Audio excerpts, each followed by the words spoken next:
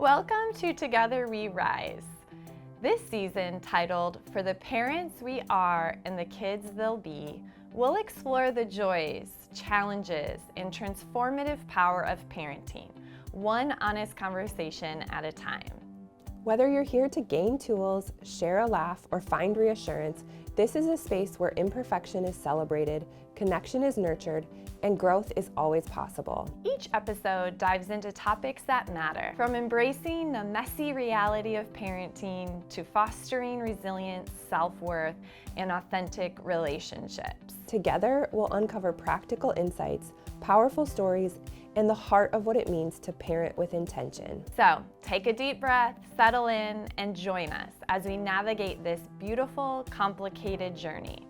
One step, one story, and one lesson at a time.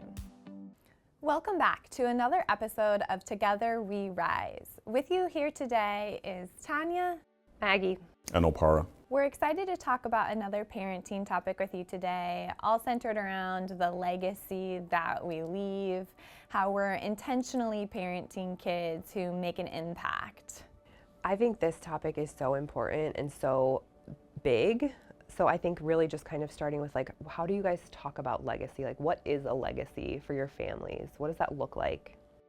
Oh my goodness, it is such a big topic, and it's broad, and we talk about it a lot in my family because we walk through life in a couple different areas, right? And with my sons in particular, we talk about their legacies and kind of how do you want to be remembered. And so I think that's how, when I think about legacy, is how do you want to be remembered when you're no longer here? How do you want people to reflect back on your time on this earth? That's how we talk about legacy. I don't know that we talk about the word legacy, but we talk a lot about the values of our family, the values of who we are as humans, and how do we want to be known? How do we want to be remembered? How are we showing up in spaces that are in alignment to our values? My husband and I talk about things like, what do we want to leave our children with? Like, what lessons do we want them to have? You know, what life do we want to like lay the foundation for them to lead? And so it's so interesting kind of to hear the different ways that different families talk about legacies. It's just everybody's family probably thinks about this in a little different way. What are lessons that we want to leave our kids? Make your life count, right? No matter what you do, you want to make your life count. Like, you know, that it's so important, and every day is not promised, that we really, and we say that often, like, whatever you do, make it count.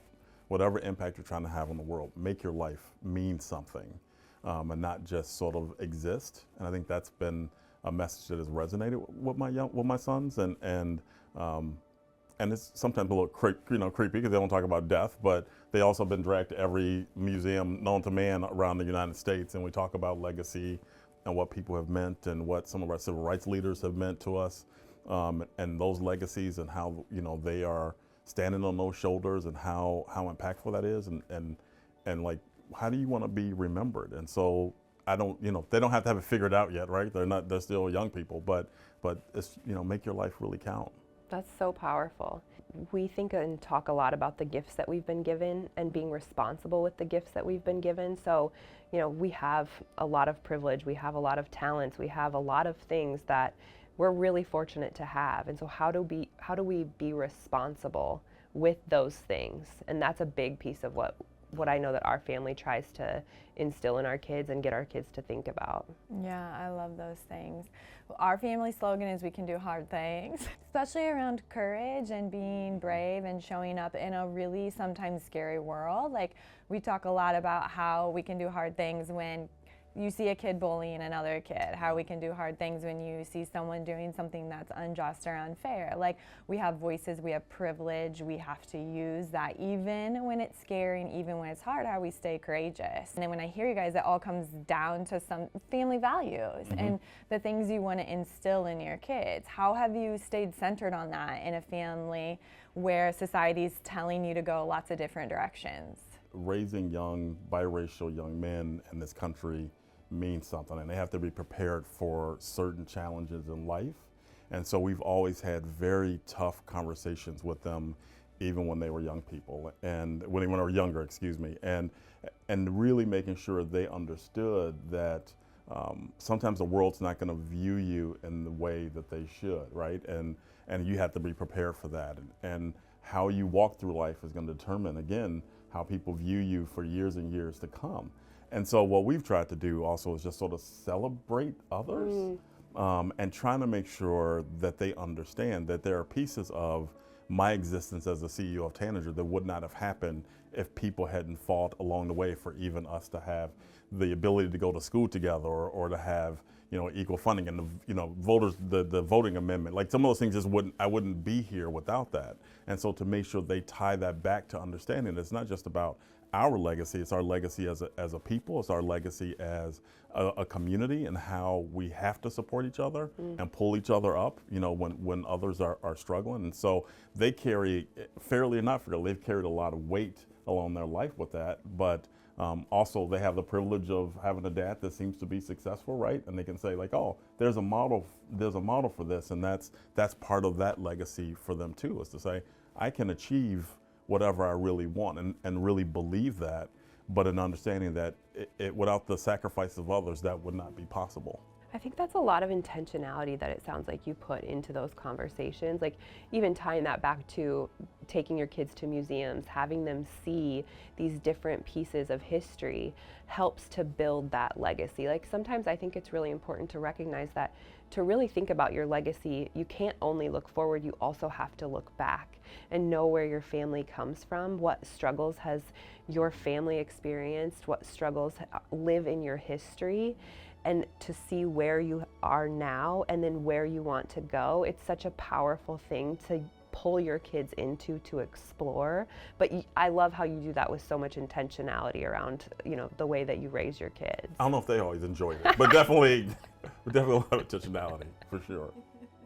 Yeah, in our family we have, and I don't know where this came from, and I've been challenged to reflect on it a little bit as to my own socialization or conditioning, but we always say be kind, caring, respectful, be kind, caring, respectful. And respectful doesn't mean just be compliant and do what you're told, but there is a respectful way in which you compromise and negotiate and care about someone else, but also care about yourself and advocate for your own needs.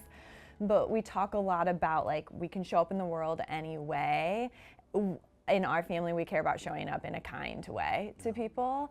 One of the things that I've talked a lot about and people around here have heard me say is part of that is being comfortable with hard things and being comfortable with crucial conversations and leaning into discomfort. I say a lot now, speak truth in love. Both those things can be possible. I can have a hard conversation with you and share my truth and be kind, all at the same time.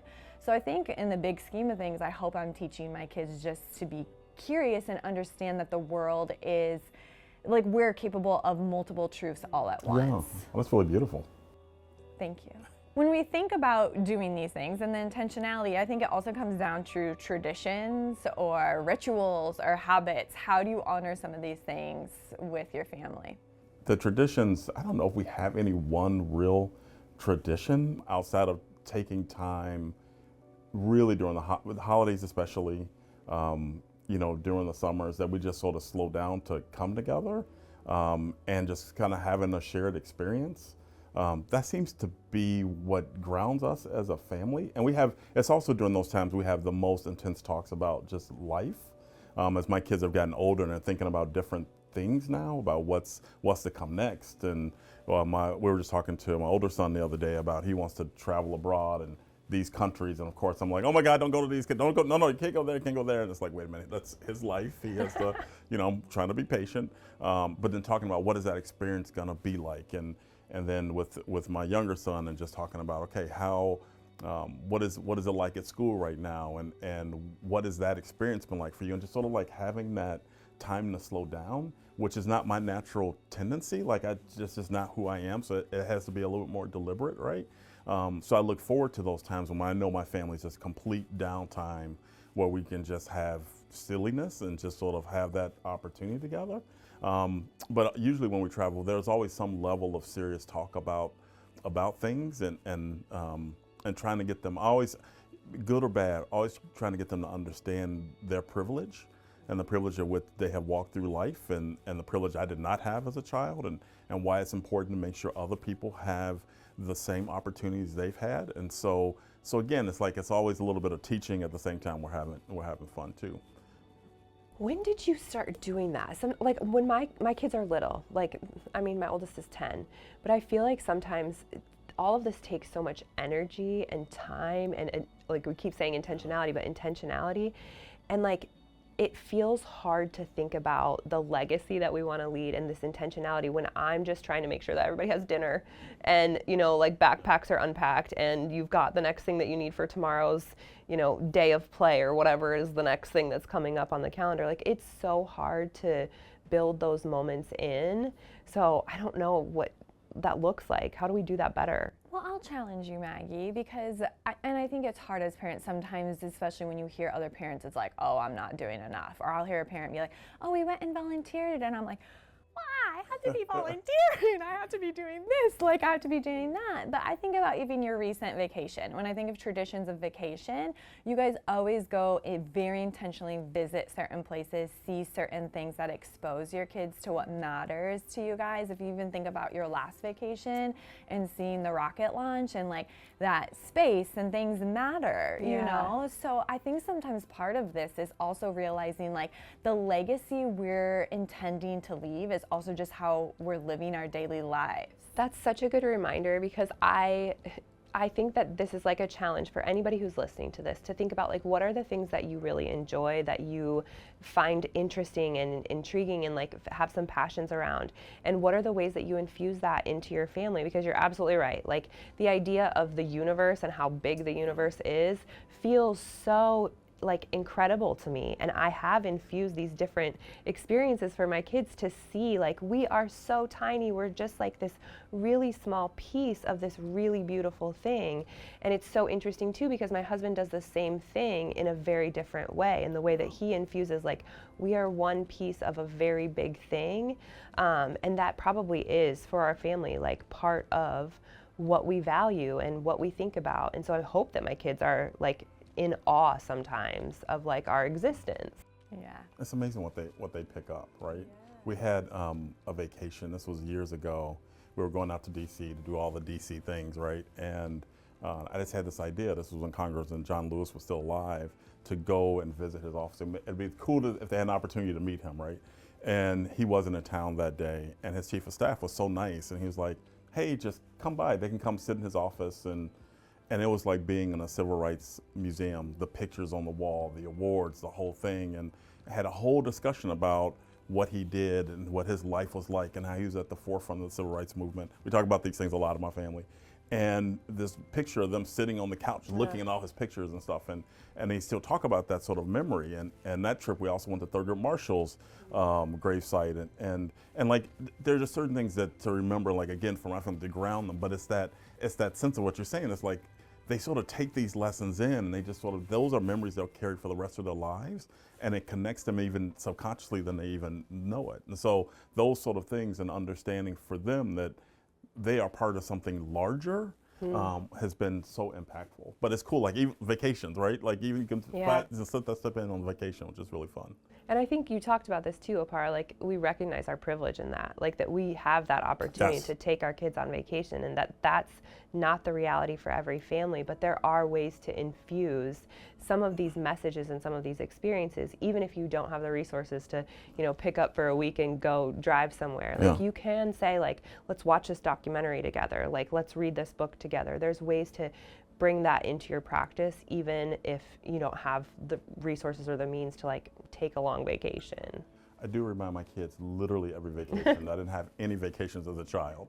It's a speech. They're like, got it, we got it, okay. They're sick of hearing. Got that one. How much more they have compared to what you had. Don't waste an opportunity. That's part of the tradition of vacation. I was going to say that. You hear the speech. That is part of the legacy. You know, when I hear you guys talking about this, it really makes me think of the word wisdom, like how we're passing along wisdom and maturity as our kids start to age. And so where are those little nuggets of wisdom that you're trying to leave for your kids?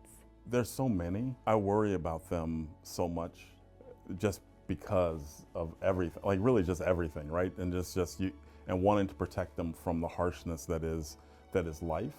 And what I try to do is to just talk to them about, you know, these are things that you're gonna encounter. You're gonna encounter hate. You're gonna encounter people who don't believe. You're gonna encounter people who don't see the world the way you do. And this is how you have to keep going, even when things get really, really tough. And so we have a lot of very serious conversations, but to leave little nuggets to say, don't stop worrying about other people. Just because you have doesn't mean that that's okay, right? You just can't just be worried about our little silos. And so it's just like these little teachable moments that happen throughout the day and throughout the week, and taking those opportunities to do that. Yeah, I think so much of it happens in the moment, right? Like these moments present themselves. And you know, one of the things that I found is sometimes the messages and the little nuggets of wisdom that I'm trying to give my kid are also the same things that I need to hear in those moments. And so this is a silly example, but we have 2 new kittens, and my oldest child is so in love with these cats and so worried about them, like worried about their safety, worried about their health. And it's to the point where it's like almost, it's unhealthy. Like he's really, really anxious about them. And I had to say to him, buddy, would you rather us not have kittens or have kittens and not be able to ensure their safety? Because you can't have, like, you can't love something and be certain that it's always going to be okay. And what a message for me to be like, oh gosh, I literally can't control this little human's big feelings and the way that he's navigating the world, but I get to love him, you know? And so like sometimes those messages that we're trying to teach our kids are the same messages that we need at that moment, which also just roots for me, like this is an important message for him to get. Yeah. I feel like I'm constantly learning, you know, from my kids. I feel like they give me wisdom by the pure innocence that they have and the way that they see the world without necessarily all the socialization or the conditioning that have happened over time. I think the big thing that resonated when Maggie, you were talking was getting to choose who we want to be, right? And so lots of times, you know, kids are focused on, he did this, or sibling dynamics, right? I deal with that every day like most parents do. And I say all the time, like, you cannot control what your brother is doing, but you do get to choose. Do you want to hand away your power? Who do you want to be in this interaction? What makes you feel proud?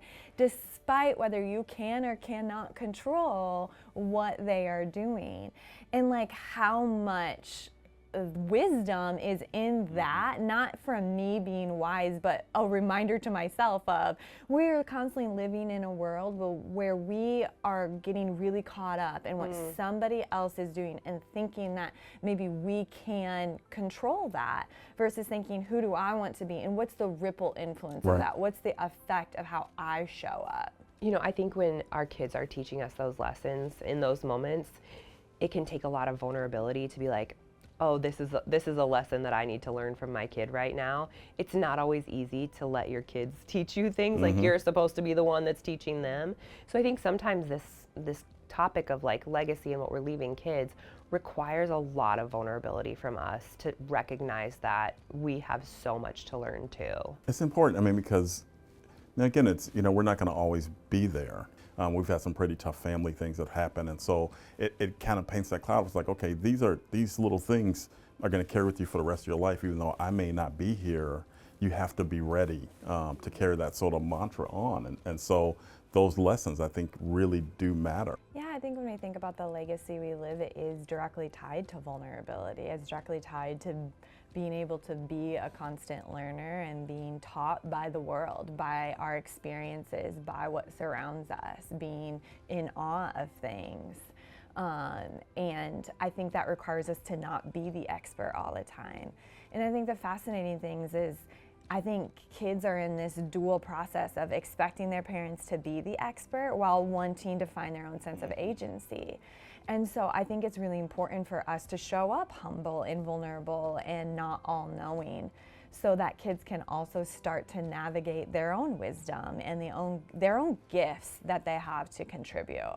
I think that it models something really beautiful for kids when we recognize and acknowledge that we don't know everything, right? Like it sets the stage for even when you are an adult, you are still learning. Yeah. Even when you are an adult, you will not have it all figured out. I think in some ways it takes some of the pressure off too. Like we've talked about pressure in other episodes, but when you know that you aren't supposed to have it all figured out, you don't feel that pressure to have it all figured out. One of the things that legacy also makes me think about is interconnection to other family, extended family, and ancestors, and where you're from. And I don't know that growing up I knew my heritage, I knew my lineage, any of that. And sometimes I think connecting to those things help us understand the thread of life. How do you guys integrate some of this into your family? I think, for us, it's sort of really talking about where we come from. My wife's family is very, very connected, and my kids are very connected with them. I have a pretty large extended family. I haven't lived near my family in 19 years since we left Chicago. So it's trying to make sure they have that connection of like, oh, this is what this uncle did, or this is what this aunt did, and this is what our family did, to make sure they have those sort of lessons so they can carry on. But they do spend a lot of time talking to their cousins and other folks, and I think that is really important because, weirdly enough, and when my family in particular, my wife's family, most of them have advanced degrees, which is very different than my family where very few of us have advanced degrees. And so in her family, it was just an expectation that that's what you do.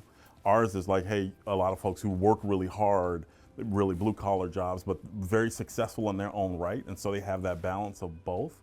And so you have that essence of like, oh yeah, higher ed is really important, but also working really hard and providing for your family equally as important. And so they sort of get the best of both worlds. And so that's kind of a cool legacy that they've had as they've grown up as well. Part of having a legacy and growing and learning and aging is really understanding who you are and where you come from. And so I think that connection back to extended family and a connection back to lineage, like it helps you make sense of who am I and where did I come from. So I really value, having my kids be able to be connected to their cousins, see me with my siblings and with my family, and see my husband with his siblings and his family, because it helps them know who they are. Yeah, I think a tradition like unintentionally started. For Father's Day, I got my husband a preseason game to the NFL. So he went with some friends the first year. And the second year, he was like, I would really like to do that with the boys. So got it. And he was like, I think your dad would like to go. And maybe their grandpa, which is my dad's dad, right? So now for the last 3 years, they've gone with the boys, my husband, my dad, and their grandpa, right? And I keep reflecting on they'll come back and say, oh, grandpa was telling us the stories of when you were a little girl, you were like da da da da da. When they're older in life and they look back on those memories or look back on those pictures, I think it will be a tradition or an experience that will really resonate when they think about legacy and about lineage and history. Yeah, they see you as a person, not just mom. Right, Yeah. not just this person they know now, but where you came from. A kid who broke rules. Right. The same things they do. Yeah. But I think it also helps with a sense of belonging. I can see these parts of mom as a kid in me now, and how that creates such a connection, and I clearly belong in this family because I'm so part of this bigger thing. As we think about and talk about, giving our kids experiences that help them think about their legacy, what are experiences that either of you guys had that were really impactful to you, that made you feel motivated, driven, or really in alignment with a legacy you wanted to leave? I don't know if there was any one thing, but there was something that happened, not too long ago, probably 2018, I think. I got an award from the school I went to for graduate school, and it was a really cool event, 300 folks and it was all fancy. It was downtown St. Louis, and my mom and my best friends came and my sons were there. And I told the story from the podium, and it was really important for me to tell this story to my mom, to give thanks to my mom, and so that my sons also heard it, because I dropped out of high school, right? And my family went through a lot of different challenges, and when I dropped out at that time in Chicago, your parent had to come, disenroll you, right? And my mom came and the counselor said, I'd never forget it. Like, I'm sitting right there, says, he's never going to amount to anything in his life, and it's going to be your fault. And I look back on that now as like a parent, it's like, what a mean, evil thing to say to her. And she didn't skip a beat, and she said, I'm gonna bet on him. I think he's gonna be all right. And I told that story in this audience, and just said thank you to her for believing in me. And I wanted it because, first of all, she needed that acknowledgement, right? That, again, I wouldn't be where I am without her belief in me. But also, I think my sons, and we've talked about this at different times, realizing that life, they see me as this CEO person, but that actually life was a little bit of a struggle. Like, there was a little bit of, you don't get anywhere by yourself. And that's something I've tried to teach them, that I would not be anywhere without my grandmother, my mother, and mentors and other folks, and that you have to give thanks to people who have helped you in the moments that you can. And so that was a moment that has been very special to me and my family, and to my mom, because I think she was shocked that I told that story in front of people. Like, it's not the happiest story in someone's life, but it is a moment in my life that is part of my journey and part of my legacy that I wanted my kids to also participate in and understand it. And they get it. They're like, oh yeah, okay. And so, we go back and think about those things, and everything else you build off of that foundation. So that's a cool memory that we share together. That gave me goosebumps. I know, me too. I don't have anything goosebump worthy, but I think for me, I have seen my parents do work that really matters. And my mom was the one who said, apply for this job, at Bremwood in Waverly, Iowa. And I don't know if she saw something in me and knew that that was going to be something I was good at, or if she just wanted me to get a job. But I think she did see something in me, because I think she knows what this work is like, and for her to encourage me to go into it, and that is where I found what I wanted to do. I did not know what I wanted to do before that. And so I think sometimes that legacy is like maybe seeing a little bit of something in your kid and pushing them in a direction, or encouraging them in a direction, and just hoping that it sticks. And I'm grateful that she said apply for that job, because I found what I really love to do. You know what resonates that I heard both of you say? The belief in you. Yeah. And how much our belief in our kids' greatness and their gifts and their fullest potential, despite the fear, despite the worry, is this the right decision? Are you going the right direction? That we have to believe in them, and that part of the equation is often what will lead us to the legacy we're meant to leave. Thank you so much for being here, talking about another tough parenting topic. Appreciate you both. Thank you. Next time on Together We Rise. It's a lot of radical acceptance, essentially. We're just people, we're just humans, we're really trying the best that we can. Thank you for joining us. We hope today's episode left you feeling inspired, encouraged, and maybe even a little lighter. Remember, resilience isn't about being perfect. It's about showing up, staying curious, and building stronger connections one moment at a time. If this episode resonated with you, share it with a fellow parent or caregiver who might need the same reminder. Together, we can create a community that uplifts and empowers family everywhere. Until next time, take care of yourself and your family. And never forget, the small, imperfect steps you take today are shaping the legacy you'll leave for tomorrow. This series is brought to you by Tanager and the Meraki Institute of Learning. For more information, please visit tanagerplace.org.